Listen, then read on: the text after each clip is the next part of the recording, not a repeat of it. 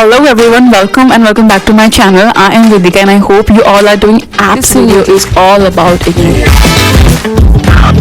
sessions, then admission process, then your ID card, books, assignments. You basically has 2 admission session and register yourself and then log in your email जो है आपको 2 से 4 महीने का time लगता है। Major part जो है आपका ID कार्ड प्ले करता है। साकेत जाओगे हेडक्वार्टर्स और हिंदी दोनों लैंग्वेजेस में YouTube पर प्रोवाइड करके बारे में कैसे पता चलेगा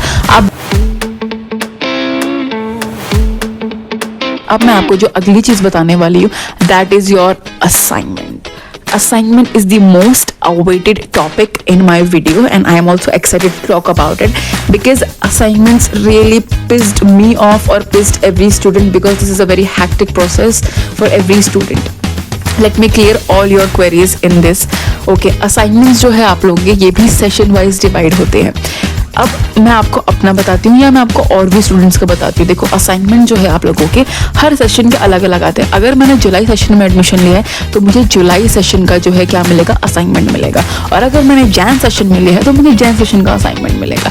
बट अगर आप अगर आप ये सोच रहे हो कि मैंने जैन सेशन में एडमिशन लिया और मैं जुलाई वाला जो असाइनमेंट बनाऊंगा मुझे वो ईजी लग रहा है, नो, आप ये नहीं कर सकते.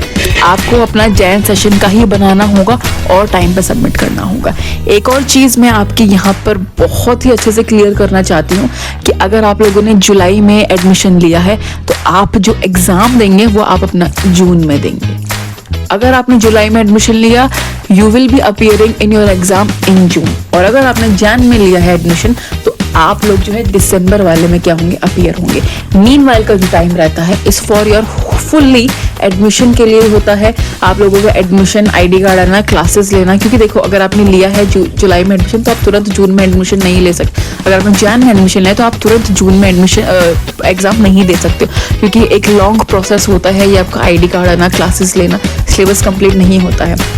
और एक चीज़ मैं आपको बताऊंगी, अगर आप इग्नू क्लासेस भी लोगे which is not going to worth it. मैंने जितनी भी ली मैंने 1-2 क्लासेस ली हैं. सिलेबस कुछ कंप्लीट नहीं होता है, आपको सेल्फ स्टडी ही करनी पड़ेगी. सो आप सेल्फ स्टडी कर सकते हो. अगर आपको क्लासेस जाना है 2 दिन के लिए, आप इंजॉय करने के लिए, एनवायरनमेंट देखने के लिए ऑफ कोर्स जा सकते हो.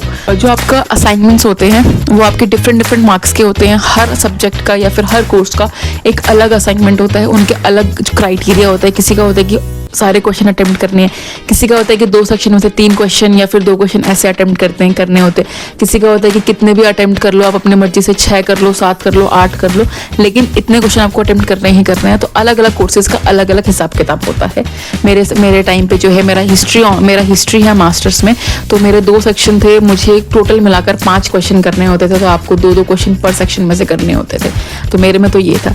अब जब आपको असाइनमेंट बनाना होता है वो आपको रूल्ड शीट में बनाना होता है, जो कि आपके A4 साइज प्रैक्टिकल शीट्स आती हैं, उसमें आपको बनाना होता है. क्लियर आपको जो है ब्लू एंड ब्लैक पेन का इस्तेमाल करना है. तो नो अदर पेन आप कुछ भी यूज नहीं कर सकते, ना ही रेड पेन ना ही ग्रीन पेन. मार्क्स डिडक्ट होते हैं because red pen is for the teachers and green pen is for the principal. So you can't use any other pen in your assignments. You have to use only blue and black pen. Okay, and आप लोगों ने अपना assignment बना लिया तो what will be thing you going to add in your assignments. The first is your name page, second is your जो आपका ID card होगा वो. और एक और चीज़ आपको ऐड करनी होती है. अगर आपने नेम पेज ऐड करा तो आपको एक और चीज़ उससे पहले ऐड करनी है, वो है आप लोगों का अपना एनरोलमेंट नंबर, अपना मोबाइल नंबर, अपनी email ID, everything, every information जो कि आपकी इग्नू से रिलेटेड है, आपको वो सब डालनी होता है. ये पेज जो है आपको गूगल पे आप लिखोगे तो इग्नू फ्रंट पेज आपको बहुत इजीली मिल जाएगा. वही आपको प्रिंट कराना है, वही आपको उस पर अपनी असाइनमेंट के फ्रंट पेज पे लगाना है. तीसरी चीज़ असाइनमेंट में कि आपको इसको सबमिट कैसे करना है, कि भाई हमें सिर्फ इसको स्टेपल करके असाइनमेंट को सबमिट करना है, हमें इसको फाइल में सबमिट करना है, या फिर हमें इसको फोल्डर में देना है, या फिर हमें सिर्फ इसका थ्रेड मान कर देना है. देखो it is completely depends upon you. मैंने फाइल में दिया था, जो पेपर फाइल्स आती है आपके, मैंने उनमें दिया था. बहुत सारे बच्चे जो हैं उसको स्टेपलर करके भी दे रहे थे, बहुत सारे बच्चों ने फोल्डर में भी दिया था. तो ये कम्प्लीटली आपके ऊपर है. मेरे को अपनी फाइल थोड़ी सेफली, मेरे को डाउट हो रहा था कि भाई मिसप्लेस ना हो जाए, तो मैंने जो है अपना फोल्डर में दिया था और मेरा फोल्डर में सबमिट हो गया था. ऑल्दो वो फोल्डर मेरे ख्याल से बाद में फेंक ही देते होंगे because there are tons of thousands of assignments over there. Okay, but आपको जो है असाइनमेंट आप कैसे भी दे सकते हो. चौथी चीज़, असाइनमेंट सबमिट करते टाइम पे आप लोगों को जो डेडलाइन दी गई है प्लीज़ उसमें सबमिट कर लेना, बिकॉज बहुत सारे बच्चे ऐसे होते हैं कि अभी दिया है, अरे अरे एक्सटेंड हो जाएगी, अरे अरे डेट एक्सटेंड हो जाएगी। हाँ, एक बार ज़रूर एक्सटेंड होती है, लेकिन बार बार एक्सटेंड होना दैट कांट बी पॉसिबल। तो आप एक बार लेट गो कर सकते हो, लेकिन अगर आपको दूसरी बार ऐसा है कि भाई नहीं मैं बाद में दूंगा, नहीं दे सकते आप, फिर बाद में आपको दोबारा बनाना पड़ेगा वो असाइनमेंट, कुछ वर्थ इट नहीं रहेगा, आपका सारी मेहनत वेस्ट जाएगी। तो टाइम पे असाइनमेंट आपको सबमिट करना है। एक और चीज़, जो असाइनमेंट सबमिट करते टाइम पे आपको एक स्लिप मिलेगी, आपको वो स्लिप संभाल कर रखनी है। वो आपकी सबमिशन स्लिप होती है, कंफर्मेशन स्लिप होती है कि हाँ भाई इसने असाइनमेंट सबमिट करा है। और एक स्लिप आपको अपनी तरफ से भी देनी होती है, वहाँ पे मैंने अपने केस में दी थी। बहुत सारे कोर्सेज में ये नहीं भी होता है, डायरेक्ट जब वो एक लिस्ट में साइन करवाते हैं ऐसा भी होता है। तो ये वेरी करता है कोर्सेज के उसमें कि आप कैसे करो, लेकिन हाँ वो आपको स्लिप जरूर देंगे। और या स्लिप नहीं भी देंगे तो आपको जो आपकी लिस्ट में जिसमें आपने साइन करा है उसकी फोटो जरूर लेने ला। तो असाइनमेंट सबमिट के लिए और असाइनमेंट कैसे बनाना है ये आपकी ऑल द इन्फॉर्मेशन जो है मैंने बताई है, यही आपकी सब चीज़ लगती है असाइनमेंट बनाने के लिए। हाँ, असाइनमेंट में आपको अपनी सारी चीज़ें ज़रूर से ऐड करनी है। Question paper, front page, ID card, सब कुछ आपको ऐड करना है assignment. We are going to talk about is your exams. Exams के बारे में मैंने आपको अभी भी बताया जस्ट थोड़ी देर पहले कि आपका असाइनमेंट जो है वो जुलाई के सेशन का और जनवरी के सेशन के अलग अलग टाइम पे होते हैं। जुलाई के सेशन का एग्जाम वाला बच्चा जो है वो जून में एग्जाम देगा, और जनवरी वाला जो बच्चा है आपका वो दिसंबर में एग्जाम देगा। आप बीच में एग्जाम नहीं दे सकते। अगर आप सोच रहे हो कि भाई मैंने जुलाई में एडमिशन लिया है तो मैं दिसंबर में लूंगा, मैं दिसंबर में एग्जाम दूंगा, फिर जून में एग्जाम दूंगा, मेरा कोर्स खत्म, नो, ये आपका नहीं हो सकता, क्योंकि उस टाइम पर आपका असाइनमेंट ही सबमिट नहीं हुआ होगा। ठीक है, तो आप नहीं दे सकते हो। ओके, अनलेस और until you have your different, unless और अंटिल आपके कोई और सब्जेक्ट हो, या फिर आप किसी का आपका जो ग्रेजुएशन हो, या फिर आपको जो पोस्ट ग्रेजुएशन हो वो आपकी अलग चीज़ में हो। ठीक है, अब मान लीजिए कि मैं जुलाई सेशन की हूँ और मेरा जो एग्ज़ाम है वो जून में है। मेरा जो फर्स्ट ईयर के एग्ज़ाम में है उसके 6 जो हैं क्या हैं सब्जेक्ट हैं।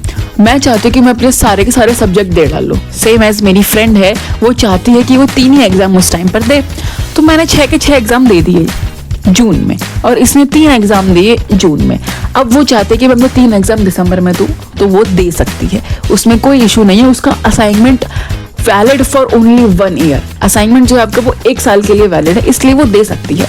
तो उसने अपने सारे एग्जाम पूरे कर लिया। आप भी दे सकते हो ब्रेक में कि भाई हाँ भाई मैंने 3 एग्जाम अभी दे दिए, 4 एग्जाम बाद में दूंगा, 2 एग्जाम अभी दे दिए, 6 एग्जाम बाद में दूंगा। तो ऐसे आपका हो सकता है, इसमें आपको कोई इशू नहीं है, इसमें आपको दोबारा असाइनमेंट बनाने की कोई इशू नहीं है। ये बहुत सारा आपका सेमेस्टर वाइज भी डिपेंड है कि हाँ भाई आपने फर्स्ट सेमेस्टर जो है वो जून में दे दिया और सेकंड सेमेस्टर आपने दिसंबर में दे दिया।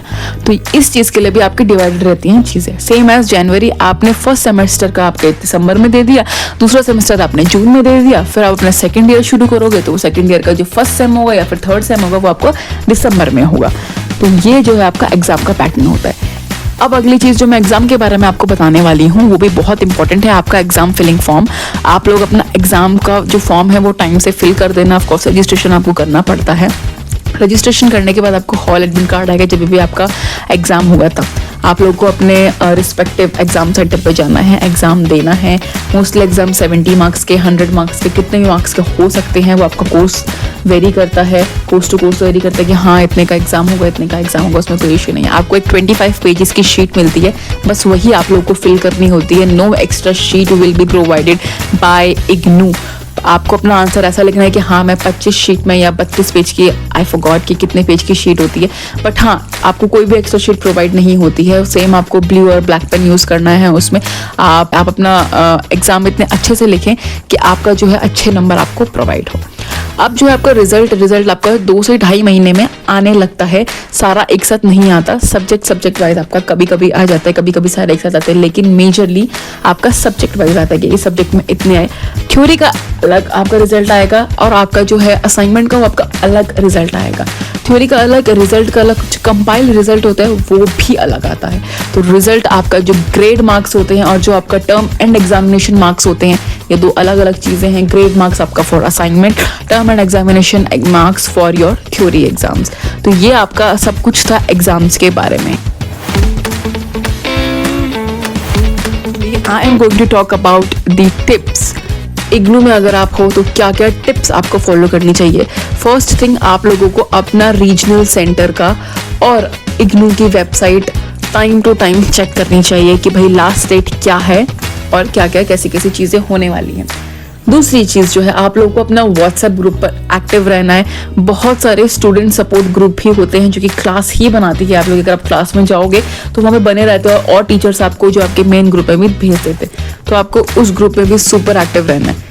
तीसरी चीज़ आप लोगों को कि आपका गूगल से जो है वो आप लोगों को सारे के सारे पास्ट ईयर पेपर निकाल लेने हैं। देखो जो आपका इग्नू का एग्जाम है बहुत ही ज़्यादा बाउंसी एग्जाम भी बनता है कभी कभार एंड बहुत ज़्यादा ईजी भी बनता है, बट आपका बाउंसी ज़्यादा बनता है। ज़रूरी नहीं कि सारे क्वेश्चन आपके रिपीट हों। ये बिल्कुल भी डीयू की तरह नहीं है कि हाँ भाई 5 क्वेश्चन है इन्हीं 5 में से आएगा, 10 क्वेश्चन है इन्हीं 10 में से आएगा। ऐसा इग्नू में बिल्कुल भी नहीं होता है। वो बाउंसी क्वेश्चन भेजता है आपको, हर बार अलग अलग क्वेश्चन आते हैं, तो you really have to study hard and आपकी बुक में से ही आता है जो आता है, तो आपको उसके लिए पढ़ना पड़ेगा। बट हाँ, पास्ट ईयर पेपर आप ज़रूर देख सकते हो एनालिसिस करने के लिए कि हाँ मैंने इतना पढ़ लिया और मुझे इतना आता है। तो past year paper is really important.